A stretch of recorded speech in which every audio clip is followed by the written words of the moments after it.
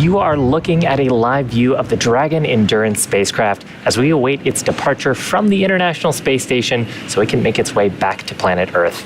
It's Friday, March 10th here at SpaceX headquarters in Hawthorne, California, and we're expecting the Dragon spacecraft to push away from the ISS at about 11:20 p.m. Pacific time, or about 2:20 a.m. Eastern time. On board will be our Crew-5 astronauts, including NASA's Nicole Mann, Josh Cassada, along with Japan's Koichi Wakata, and Roscosmos's cosmonaut Anna Kikina. The crew is currently suited, and the Dragon and space station hatches are sealed in preparation for the upcoming departure opportunity. Thanks for tuning in to watch our live coverage of Crew Dragon completing its 5th official long-duration mission for NASA's Commercial Crew program. Now, for those of you following along, you'll know that the Crew-6 spacecraft just arrived last week and will be taking over on the space station, allowing the Crew-5 crew to come home. My name is Shiva, and I'm a space operations engineer here at SpaceX. Joining me today from NASA Communications is Leah Cheshire. Thanks for having me, Shiva. I'm excited to get to work together tonight. It's always great to be here. And once Dragon departs station, the crew's flight home is expected to last around 19 hours. So upon separation from the International Space Station, where it has called home for almost 6 months, Dragon will use its Draco engines to thrust away from the station in a series of carefully choreographed maneuvers that we call departure burns, 4 to be exact. And this will increase the distance between the spacecraft and the space station. Dragon will also execute a phasing burn that will lower its orbit and line the spacecraft up with the landing location. Now, next on the trip home will be its deorbit entry and landing. That'll cover all the operations after that final departure maneuver. That includes the trunk separation, closure of the nose cone, a deorbit burn, and then deployment of its drogue and main parachutes. Finally, finishing off with splashdown off the Florida coast, at which point our teams will recover Nicole, Josh, Koichi, and Anna.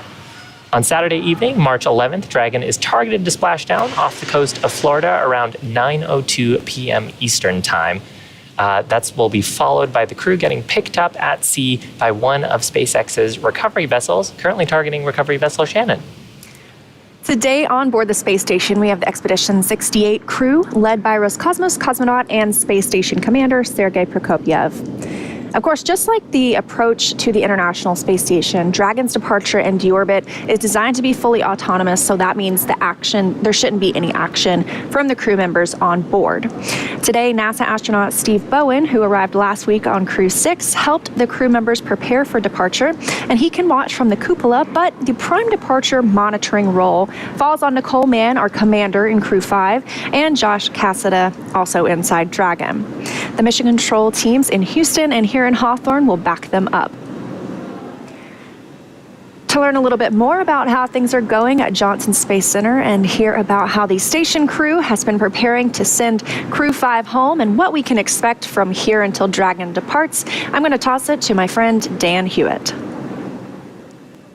Hey Leah, and hey Shiva, great to see you guys, great to talk with you, and welcome everybody inside the International Space Station Flight Control Room at the Johnson Space Center in Houston, Texas. It has been an eventful night already as we're getting prepared to have Crew-5 undock from the International Space Station.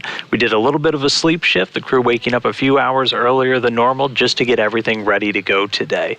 We've been watching the weather very closely. That's always a watch item. We have to have acceptable weather conditions both at our prime site and a backup site, and we were able to get those conditions locked in when we did a final weather briefing just about 2.5 hours ago to get that go for undock. So it was a really big checkpoint to get through.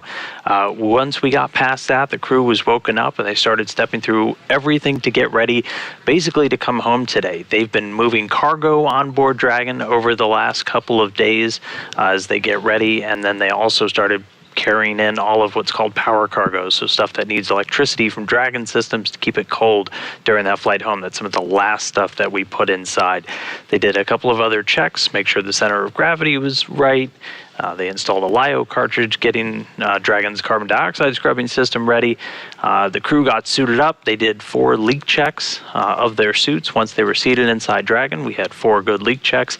And then after the hatches were closed, which that happened a little over an hour ago, we were able to get into what's known as vestibule depress. So we've gone through that. The vestibule, that's that space between station and the Dragon spacecraft itself, that's been brought down to just above vacuum. There's almost no atmosphere left between those 2 hatches. And then after that's completed, we have about a 30-minute timer that goes up just to make sure we don't see any pressure differentials inside that vestibule, making sure that we're not having any leaks from Dragon or the station side.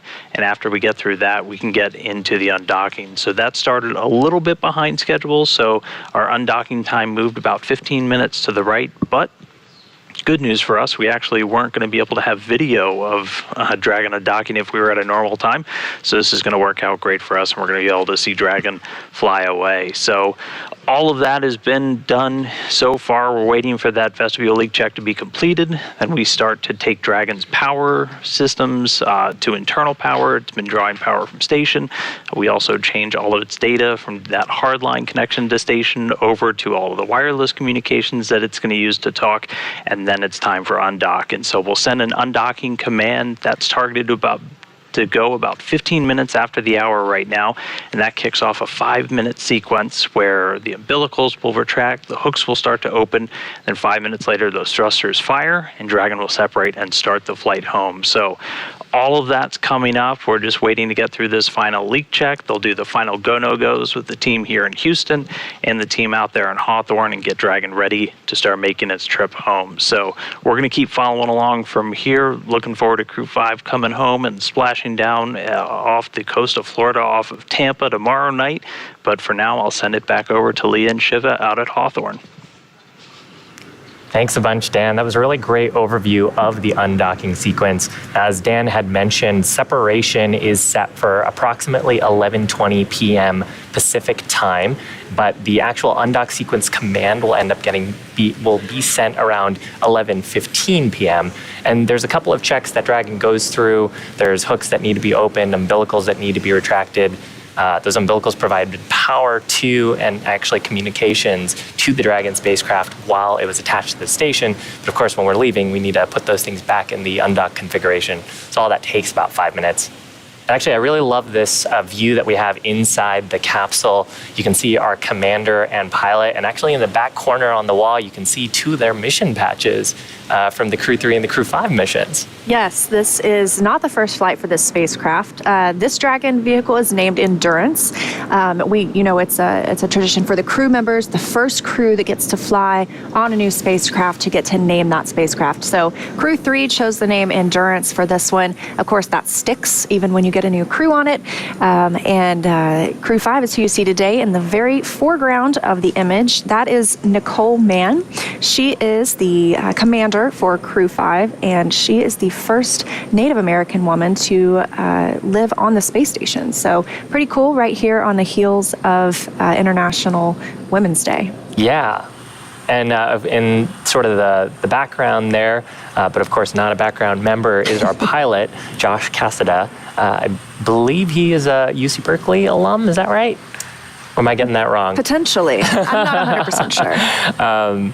Any case, he is the pilot on the mission. Now, the pilot and the commander both have displays in front of them. They have the ability to send commands to the Dragon spacecraft, and actually, if they needed to, they could pilot the spacecraft, although, fingers crossed that we won't need that today. And they're also wearing their suits right now. We've just gone back to a view on the outside of the capsule. But we heard Dan talking about the suit leak checks that they do earlier on the suits, and the suits are really a safety system for the crew. Yeah, absolutely. So the suits are custom fitted for each of the crew members. They look pretty comfortable. And before any of these dynamic phases of flight, any of the burns that happen, undockings, launches, you want to make sure that the crew is in their suit, that it's secure, that there are no leaks. The suit is the way that the crew members are also able to communicate with the ground and with each other. And they also have some airflow in their suits as well to help keep them nice and cool. Yeah, the suits are also made of fire-resistant material. We really have them on board for a fire emergency, or if the cabin were to depressurize, then the suits can provide pressurized gases to the crew members and keep them safe while we bring them home. Here's a video of the suit. So we've got the 3D printed helmet that's custom and the visors. There's an umbilical connection on the right leg, and that umbilical connection actually is what provides gas flow to the suits, as well as the communication that you were talking about, Leah. And so there's an inner bladder layer to the suit, and then there's outer layers on the suit. That inner layer is what holds the pressure in the suit should we need it, and then the outer layers are fire-resistant material and also, of course, make them look super cool. We just saw a note pop up on the bottom of the screen that talks about the boots, and those are able to secure themselves, I guess, kind of click into the footrest. Now, the footrest is part of the seat that can be removed. So when the crew is in an extended free flight period, maybe during launch, if they had, a long time from launch to docking, or like we see tonight, they'll have some extended time from undocking to splashdown tomorrow. They can actually remove those footrests, give themselves a little more room in the capsule. So it's a nice way to open up that space. Yeah, and of course, everything in the capsule has a function and a purpose. So you talked about how the suits are custom fitted. We actually have some custom inserts on the seats as well, based on the size of each crew member, so they have a good fit in the seat. And that's really for those really dynamic phases, like during the launch and during descent. You start to pick up gravitational acceleration on the body, and we want to make sure all those forces are comfortably put away through the seats and not in an uncomfortable way that could potentially hurt the crew. So that, along with the seat rests, are actually adjustable, and there is like a groove on the bottom of the seat that they lock in their seats into. As we actually step into final prep for departure, we may hear a call from the core reminding them about their visors and reminding them about their seat positioning and restraints ahead of the undock sequence. So right now, we have 11 people living on the International Space Station for this past, it has been a week. And so that is an even more full house than usual. We have had some crew members sleeping in Crew Dragon. It's really important that we're able to space out our crew members. They have their normal crew quarters that our long duration visitors will stay in. Crew-5 was nice enough to clean those up and turn them over to their new visiting Crew-6 arrivals. And they they are now reducing this crew size back down to 7, so what we would typically refer to as a full house. Yeah, and it's kind of funny you mentioned the crew members sleeping in Dragon. Dragon does have 2 windows on the side of the spacecraft that you can see out of. So on previous missions, crew members have actually snapped photos of other Dragons or other visiting vehicles, or just great views of planet Earth. Honestly, it'd be great to have a bedroom with a window view of the planet. That sounds amazing. I was just thinking, it would be very hard for me to want to go to sleep if that was my window view. Now, with 11 crew members on board, there's a lot of different cultural diversity. We have, just on this mission, an astronaut from Japan, a cosmonaut from Russia, of course, 2 Americans. That must make for some pretty interesting conversations and meals and just cultural diversity on the station. Yeah, I think so. And just last week, Sultan Al-Niadi arrived as one of the Crew-6 crew members, and he is from the United Arab Emirates. So I know they're very proud to have their first long-duration crew member on board. But it is the International Space Station, such a great example of peaceful cooperation with all of our crew members. Yeah. Okay, so quick timeline check. We are about 15 minutes away from the planned command for undock sequence start. And again, we are once that command is sent, there'll be about a 5-minute period where Dragon will perform some final configurations for undocking. So in that configuration, we open up the hard capture hooks. There are 12 of those around the ring of the docking mechanism, and they hold in the pressure in that vestibule section. Of course, all that is depressurized now. Yeah, so you mentioned there are 12 hooks. Those are released in 2 sets of 6. When Dragon arrives, they are also initiated in those 2 sets of 6. So we'll be watching once that command is sent. It's also very interesting. Dragon will conduct very short burns to help it depart from the International Space Station instead of the springs like we might see on a Russian Soyuz. Yeah. Now, at the moment, Dragon is in this final configuration before undocking. We're waiting for mission operators to conduct their go, no-go poll. So there's a set of flight rules that all of the folks in mission control are referencing to make sure Dragon is healthy for undocking. And then once that go, no-go poll is complete, we'll proceed with the undocking procedure, of course, assuming that we are go. And keeping our fingers crossed. But just like during the approach to the space station, Dragon's departure and deorbit is designed to be fully autonomous, so the crew shouldn't have any actions. It's typically faster and easier this time around because the crew won't have to stop at any waypoints like we see when they arrive to the space station. Yeah. And once the undocking sequence is complete, Dragon does use its Draco engines to thrust away from the station, like you mentioned, Leah. There's a series of maneuvers. We call them departure burns. For this mission, there'll be 4, and they increase the distance between the spacecraft and the space station. From there, Dragon performs a phasing burn, and then that puts it on the right target to get back home for the splashdown location. And just a quick pause to say we did just get a good vestibule leak check, so that means that things are marching forward for our undock today. But wrapping up its trip home tomorrow, March 11th, Dragon will go through the deorbit entry and landing process, or splashdown, I should say. And that covers all of the operations after the final departure maneuver. That includes trunk separation, closure of the nose cone, a deorbit burn, deployment of the drogue and main parachutes, of course, and finally, splashdown off the Florida coast. As you heard mentioned earlier, that will be off Tampa, the coast of Tampa. At which point, teams will recover the Crew-5 astronauts inside Crew Dragon from the water. Now we're looking at a view of Mission Control. So that's Mission Control in Hawthorne, California. And each of those rows are primary controllers, operators who have a wealth of experience about the various different systems on Dragon, as well as experience about the crew member. We've even got flight surgeons on there, medical doctors who are familiar with the individual needs of the crew members and also their health and safety.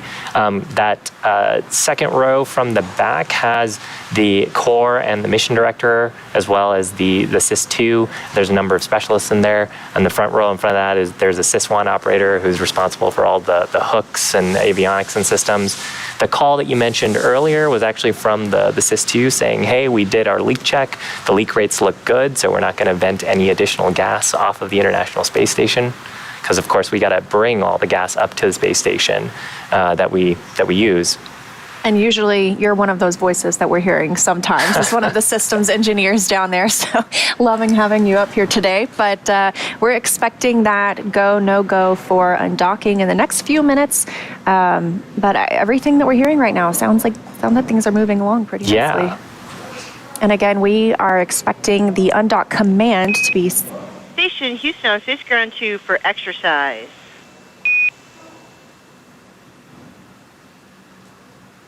So just listening to the loops right now. And you can go ahead on to. Hey, just a friendly reminder, for the undock today, any exercise should be complete by 7:15. Exercise complete by 7:15. Copy, thanks.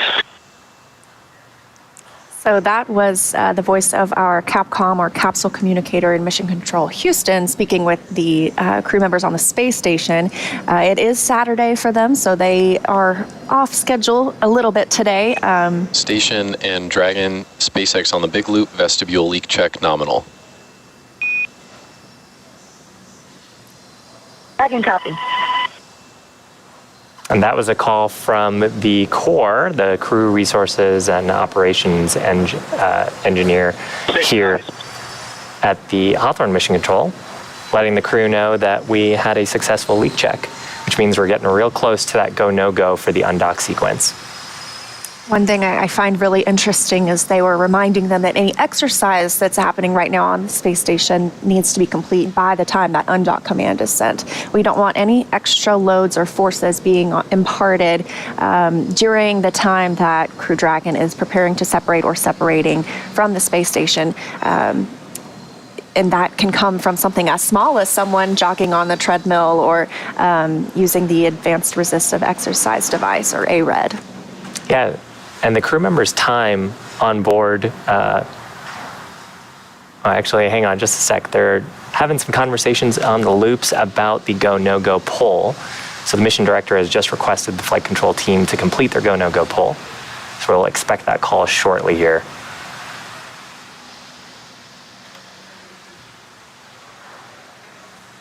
But we were talking a little bit about the exercise on station. The crew members' time on space station is pretty heavily scripted. Mm-hmm. And I also understand that both for health reasons and also just for their emotional well-being, they really value that exercise time. Yeah, and they have different exercises that they can complete. Like I mentioned earlier, they do have a treadmill.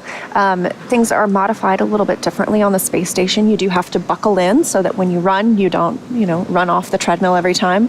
But they exercise approximately 2 hours a day so that they can maintain their muscle mass and their bone density. Because if you're not using those things in space for a period of 6 months, you can come home and not be as good of shape as when you left. So They usually come back pretty healthy and strong thanks to all those studies and their exercise. Yeah, and actually the transition from microgravity to gravity does cause the fluids in your body to shift a little bit.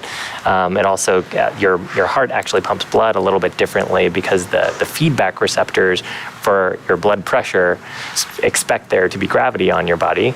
So the crew on Crew-5 before splashdown will actually take a few actions to load up on some fluids and wear some special garments to kind of help with that fluid shift and help with adjusting back from microgravity to a gravity environment. Yeah, it's very interesting. A lot of that fluid shifts to your head from your legs, from what I understand.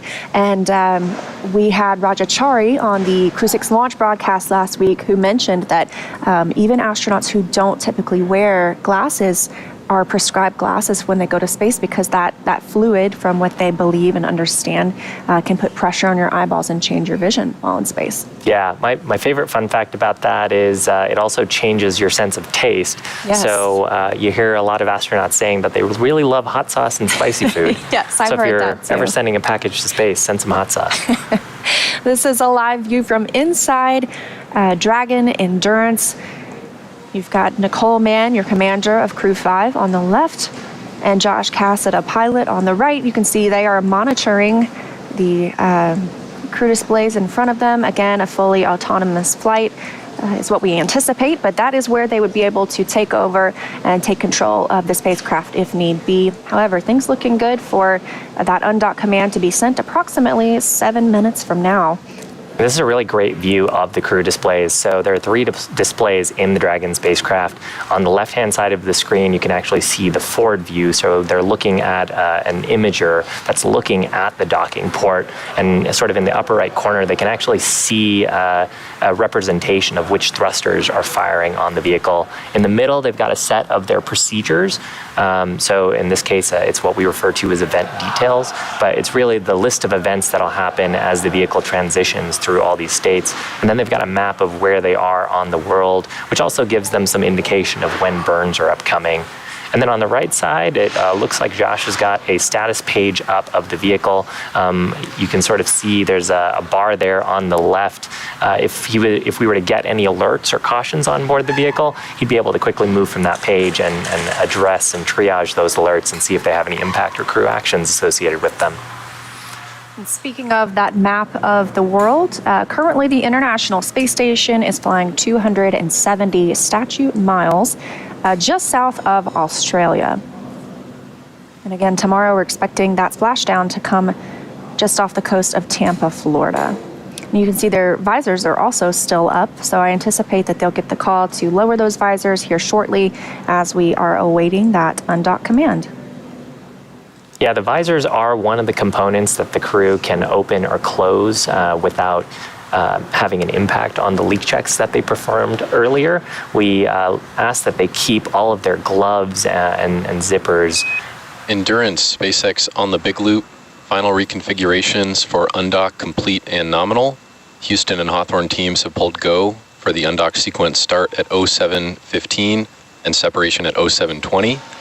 When ready, confirm visors down and crew are ready for undock and departure. Dragon copies. Crew, all visors are down. We are ready for undock and departure. We copy.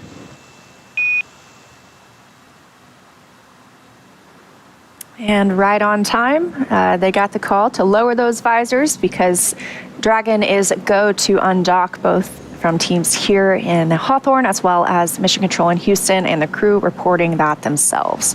So now we get to wait for the undocking sequence to begin. And once it happens, it'll take less than 5 minutes for Dragon to separate from the International Space Station, where it has called home for almost 6 months.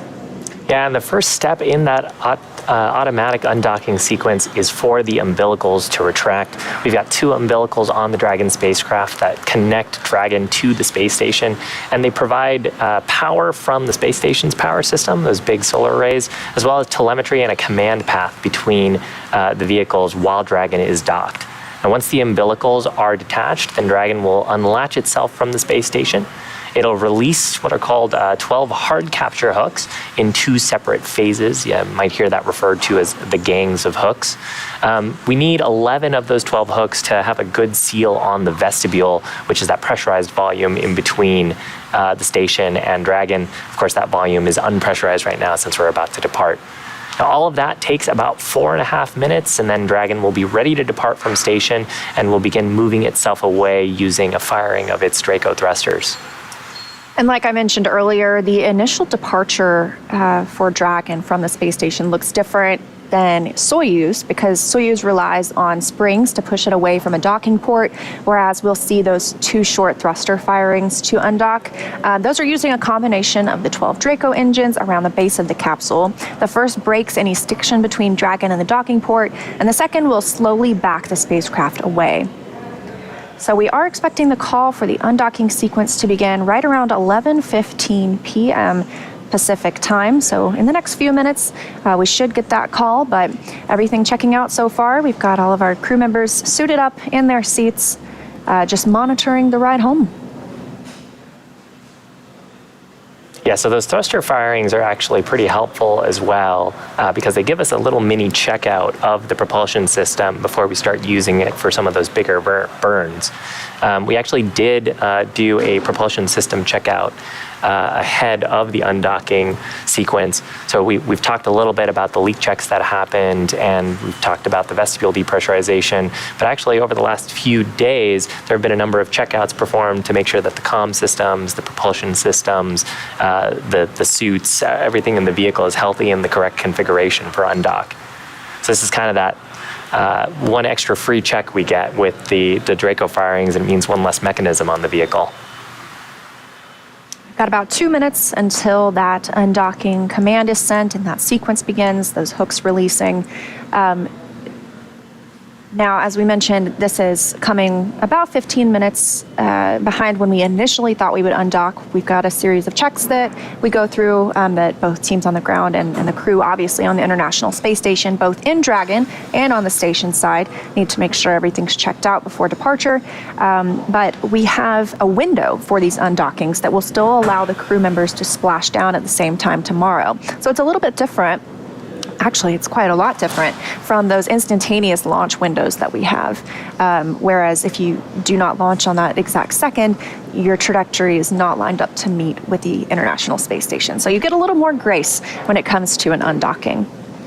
Yeah, and a lot of that has to do with the orbital mechanics. When you're higher up in orbit, you actually need less thrust to make a bigger change in your orbit.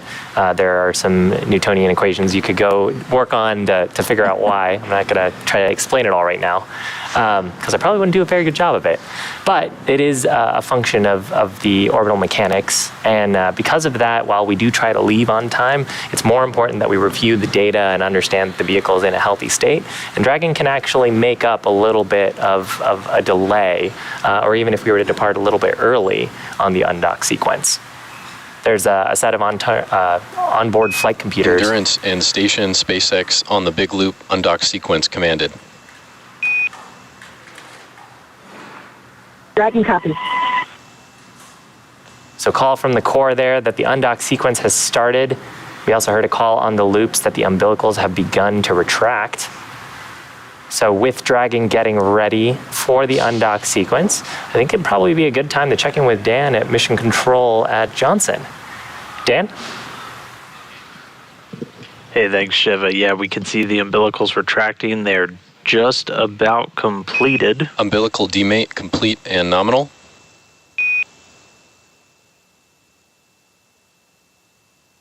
Dragon copy. All right, we heard the confirmation the umbilicals have demated. Again, those provided hardline power and data connections. Those have now detached. The first set of 6 hooks are now driving. Reminder, we've got 2 different sets of hooks, each in sets of 6, 12 total. After the first set has released, we are committed to an undocking. So that first set, 6, is driving now. And we expect all of this to take another 3 minutes or so before we get that physical separation, when those thrusters on Dragon will fire and begin backing Crew Dragon Endurance away from the space station. So again, umbilicals have retracted. That undocking sequence being commanded right on time at the new time. At about 15 minutes after the hour, the first set of hooks are now driving to release. Following that, the next 6 will immediately start to disengage. And then once those have separated, the thrusters will fire. We'll get the 2 quick undocking burns. That first one only being about 1.5 seconds, so just a real quick pulse of those service section Dracos to start backing Dragon away, and then a slightly longer one of about 5 seconds to increase that rate. But we are on our way right now, still a couple of minutes until we get that physical separation, still waiting for that first set of hooks to disengage.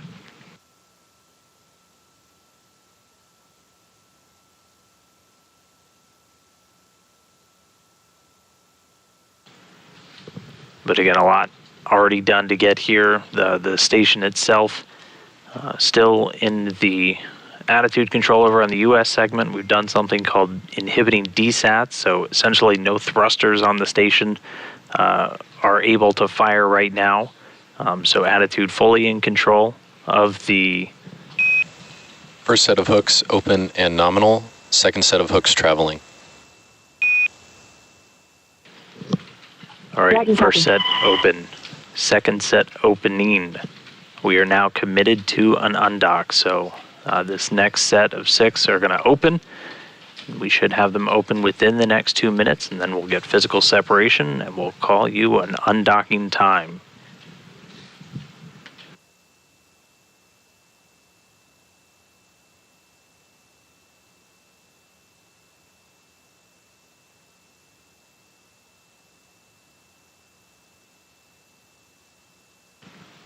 And we're seeing nominal performance so far on this second set of hooks. Standing by should be within about a minute or so until this second set opens. That'll be all 12 opened, and there will be no physical mechanism still in place holding Dragon to the international docking adapter. We're looking at it attached to the forward port on the station to that docking adapter. As soon as this next set opens within the next minute, Dragon's going to fire a real quick burst, again about a second and a half, to start backing away, and that'll be our physical separation, and that'll be our time of undocking. After that initial undocking burn, we'll do another one lasting about 5 seconds to keep backing away, and then we'll do a couple of departure burns to eventually bring Dragon out over top of the station, around, and then underneath.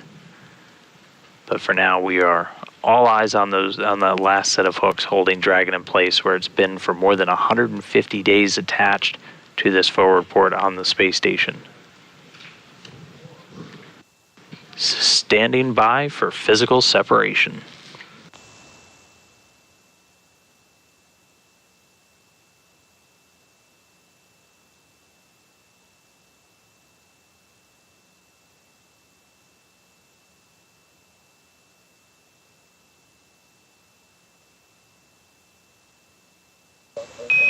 All hooks open.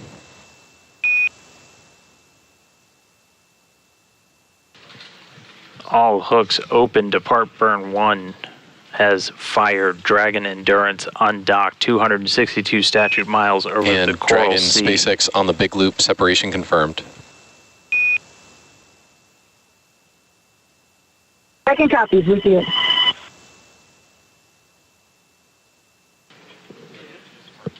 So a successful separation. Again, Dragon undocking at 1:20 a.m. Central Time, 2:20 a.m. Eastern Time, with Dragon and station flying 262 statute miles over the Coral Sea off the northeastern coast of Australia.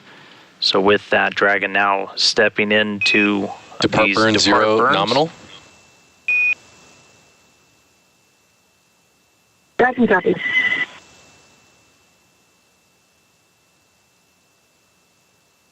All right, so undock burns completed. That depart burn 0 completed. Next one coming up in just a couple of minutes, but with Dragon now flying free, I'm going to toss it back over to Shiva and Leah at MCCX in Hawthorne to take us through the rest of the flight. Thanks a bunch, Dan. So we had some great shots there of the first depart burn. We're coming up on depart burn. So that was the depart burn 0. Now we're coming up on depart burn number 1.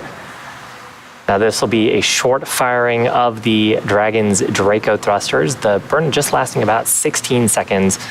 You can see that Dragon has begun to fly away from the space station, and these initial depart burns essentially increase the range rate from the station, so we can get away from the International Space Station and get out of these various different spheres of control around the vehicle that keep both of the vehicles safe.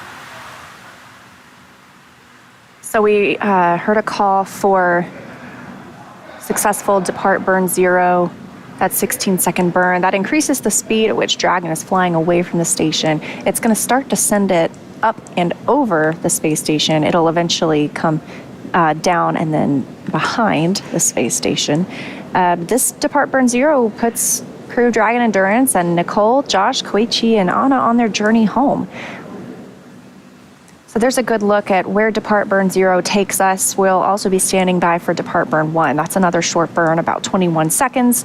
That's going to keep us on that trajectory to go over and then eventually down and behind the International Space Station. Depart burn 1 is also going to be what's going to send us out of the keep out sphere. That is an invisible sphere around the International Space Station. It's a boundary, 200 meters in radius, and it helps us determine, or helps us govern visiting spacecraft arriving or departing the space station. So before moving into that keep out sphere, you have to your spacecraft must be configured so that it would not cross that boundary for at least 4 orbits, even if for some reason it lost all maneuvering. So we monitor that before and after departure.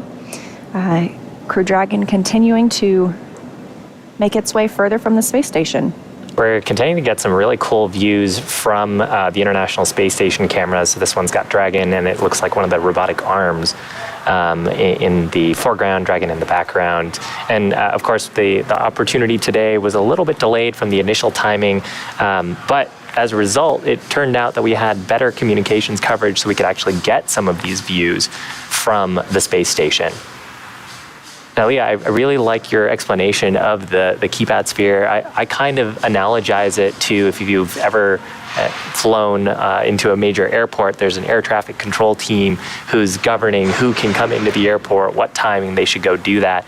And the keypad sphere is one of those imaginary constructs that allows the flight control teams of the visiting vehicles as well as the flight control team in Johnson to make sure that everyone is safe and no one is inadvertently entering to a place that is habited by people. Yeah, and we have a couple of those boundaries. The keep out sphere is the one closer to the space station, and the other is the approach ellipsoid. That one is a 4 kilometer by 2 kilometer, again, an ellipsoid. It's more, it's not as much of a sphere.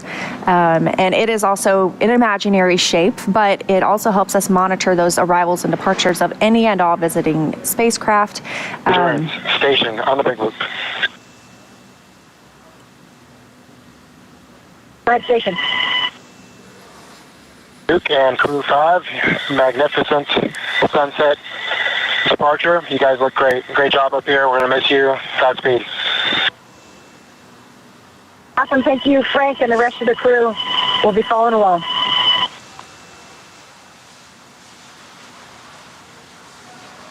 Some kind words exchanged between the crew members. They were talking about the big loop. So that is the way that we refer to the combined communications between Mission Control in Johnson, the International Space Station, visiting vehicle, so Dragon, and then, of course, controllers here in Hawthorne. Yeah, and we were talking about the approach ellipsoid. So what we're in right now, where we're talking on that big loop, this is joint operations. Both mission control teams working together with Crew Dragon, with the space station, and we are actually coming right up on Depart Burn 1. So that's what's going to take us up and over the station. But yes, it must be a little. Oh, and confirmation that Depart Burn 1 has started. Again, this is about a 21-second burn using those service section Draco thrusters. And every once in a while, thank you to the ground station or the ground operators on the Johnson side. They give us some higher. Dragon SpaceX on the big loop, Depart Burn 1 nominal, and we see Dragon on a nominal trajectory away from station. At this time, you are go to doff suits per procedure 4.012. And finally, I have a reminder that the big loop will be deactivated following Dragon's exit from the approach ellipsoid.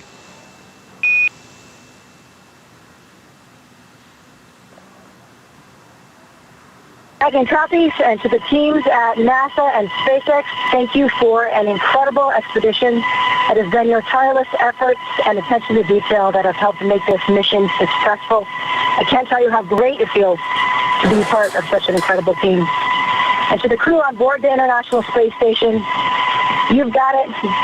Make us proud. We'll be following along your mission. And to our friends and family, thank you for following along and being a part of our mission. It has been a privilege to add to the legacy. Semper Fidelis. It is absolutely overwhelming to back away from the International Space Station and gain some perspective on the place we've called home for almost half a year. Station copies, All Duke. of us on Safe flight. Crew-5 are incredibly proud.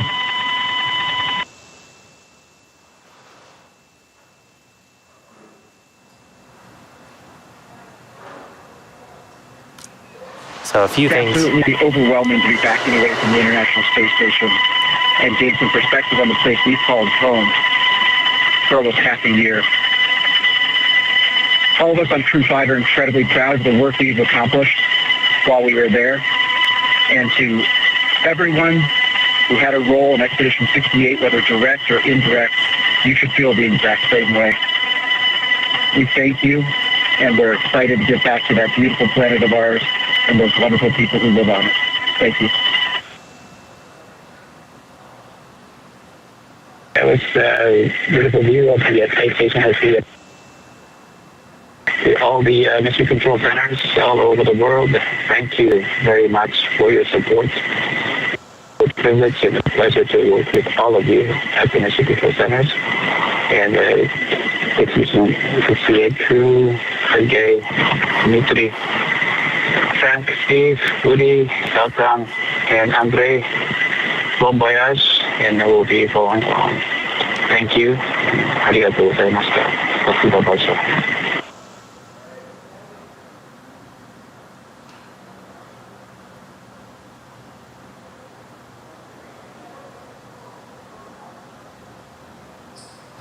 Very much for everyone, for everybody, for April 9th. I really happy to have that film and visible and forgettable in my life. It's really cool. Thank you very much for everybody.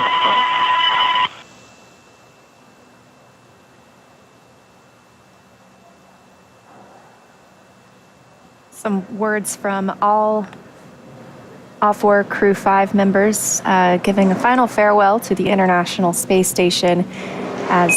And Dragon Houston on the Big Loop. Dragon has exited the Keep Out sphere. We wish you safe travels and looking forward to seeing you back on Earth.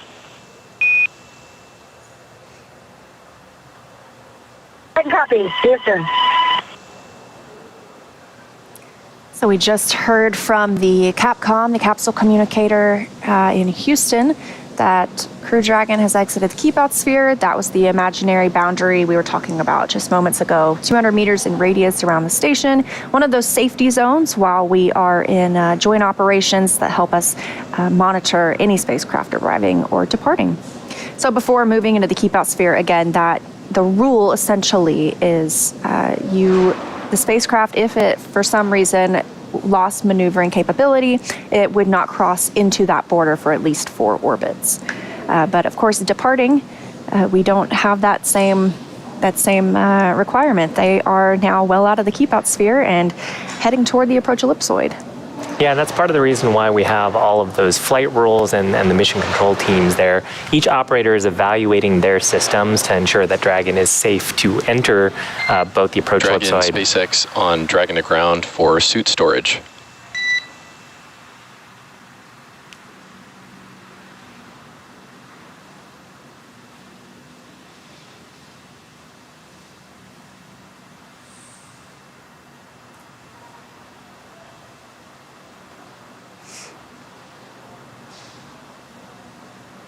Go ahead, Jake.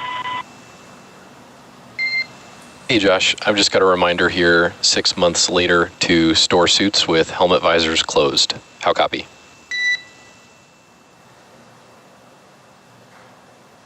We got it. Thanks a lot for the reminder.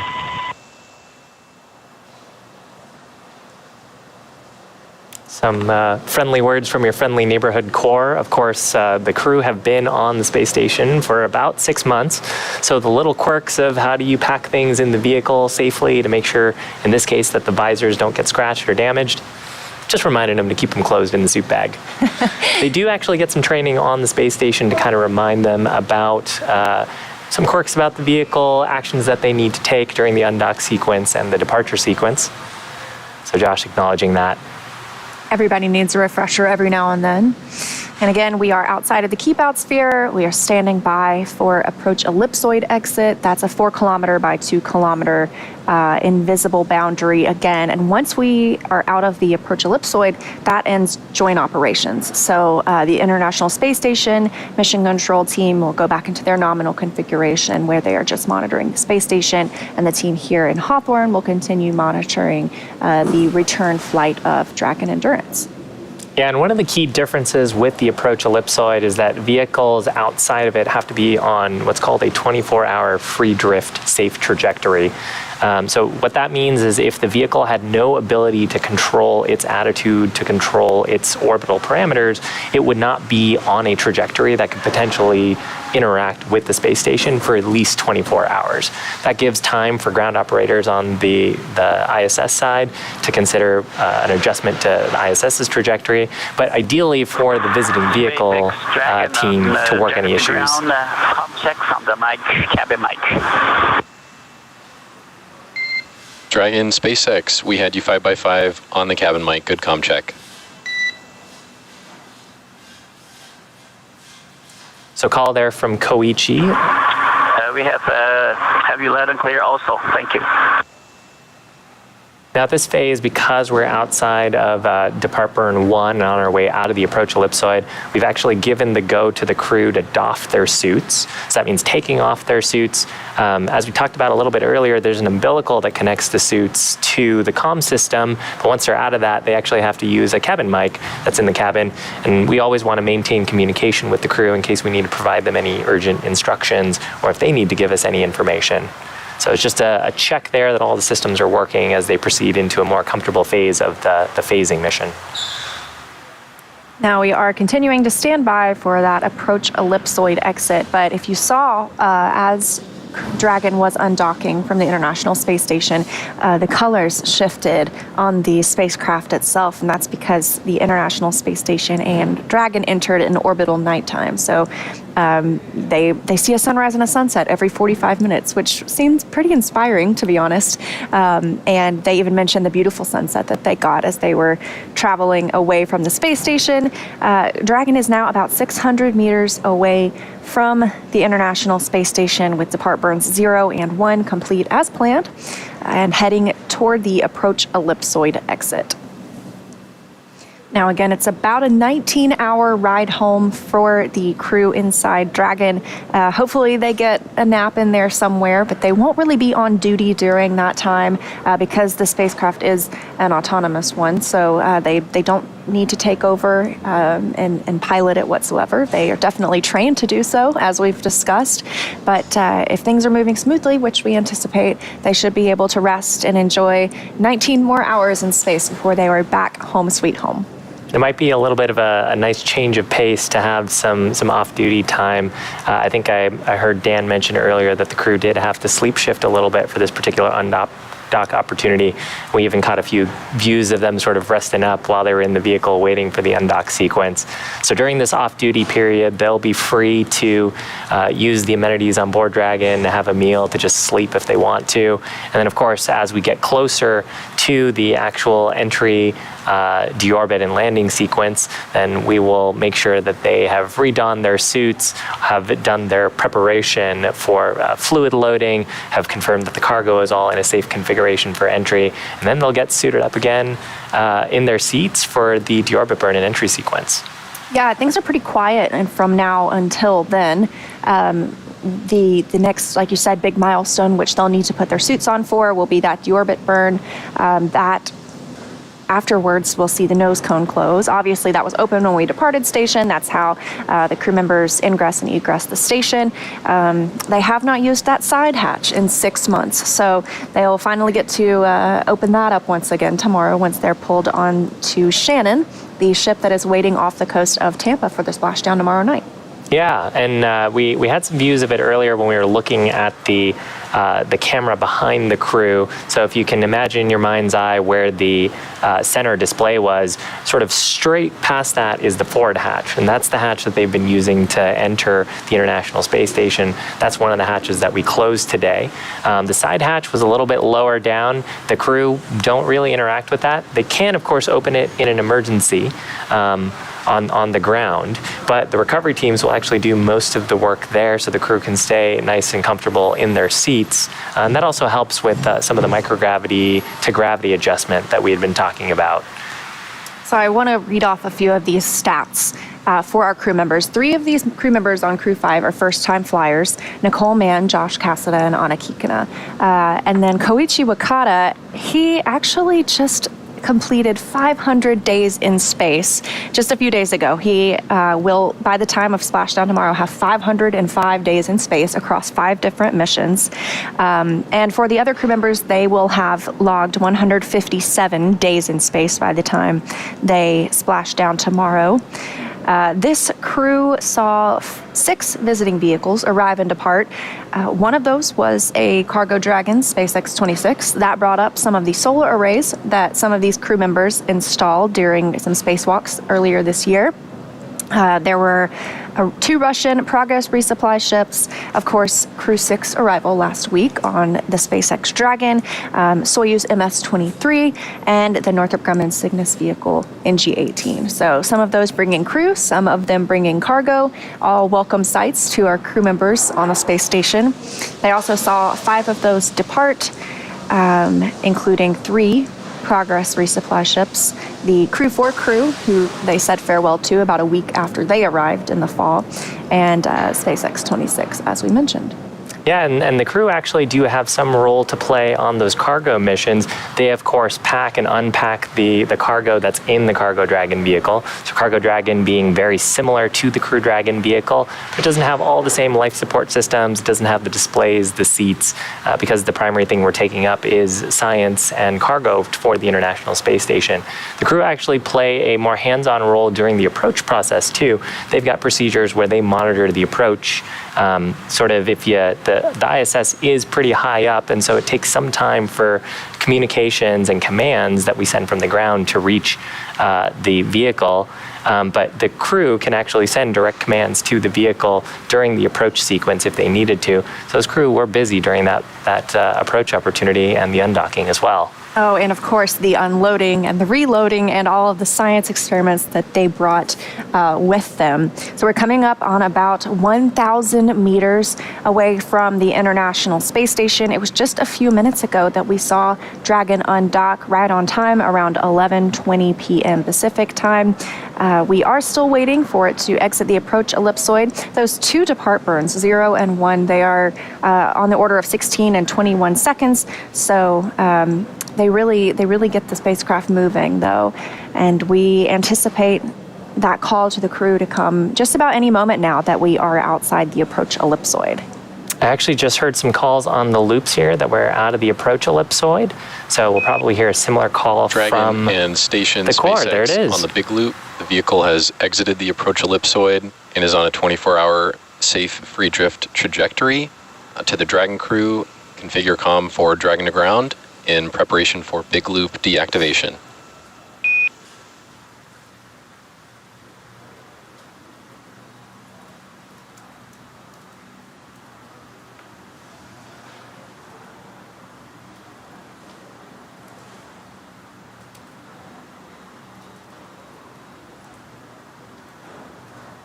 Dragon copies. So the core, Jake, who we can see in the little window there. Copy is safe travels, Endurance. Indicating to the crew that we've exited the approach ellipsoid. Again, that's that 4 kilometer by 2 kilometer by 2 kilometer ellipse. So the long end is along the direction that the International Space Station is traveling around the Earth. We call that the forward direction. Core indicating that we're outside of the approach ellipsoid. Because we're outside of the approach ellipsoid and outside of join ops, we're actually going to be deactivating that big loop. So this is probably the last time that the crew are going to be talking to the International Space Station crew on this particular mission.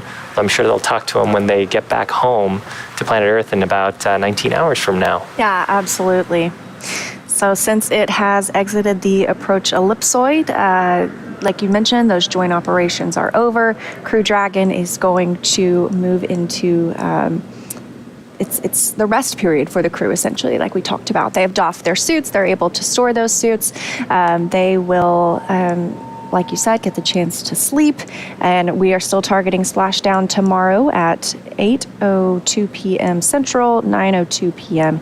Eastern Time. And that, I think, about wraps us up.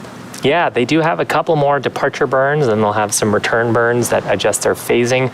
But now that the NASA astronauts Nicole Mann, Josh Kashda, JAXA astronaut Koichi Wakata, and Roscosmos cosmonaut Anna Kikina have departed the space station, it'll take them about 19 hours to make their way back to planet Earth.